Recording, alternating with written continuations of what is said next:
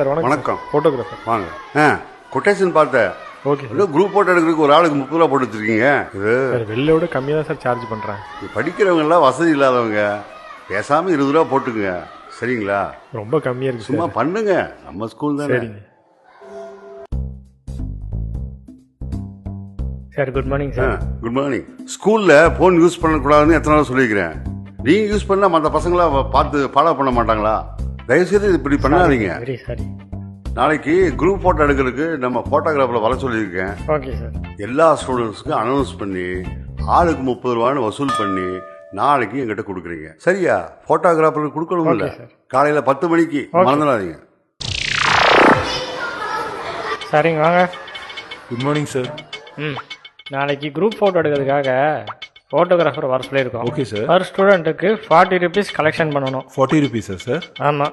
காலையில் 9:30க்குள்ளாக என்கிட்ட வந்து கொடுங்க. சரி சார். லேட் பண்ணிடாதீங்க. இல்லை சார். ஸ்டூடெண்ட்ஸ், நாளைக்கு குரூப் ஃபோட்டோ எடுக்க போகிறோம். அப்போ எல்லாரும் வீட்டில் இருந்து 50 ரூபா வாங்கிட்டு வந்துட்டு நாளைக்கு 9 மணிக்குள்ளே என்கிட்ட வந்து கொடுத்துடணும். ஓகே? என்னடி? எங்க ஸ்கூல்ல குரூப் போட்டோ எடுக்க 100 ருபீஸ் கேட்டாங்க. அப்பா கிட்ட வாங்கி தரையா? குரூப் ஃபோட்டோவா? காலையில் வாங்கி தரேன். என்னங்க, பாப்பாவுக்கு ஸ்கூலில் குரூப் ஃபோட்டோ எடுக்கிறாங்களாமா? 200 ரூபா கொடுங்க. என்னது 200 ரூபாவா?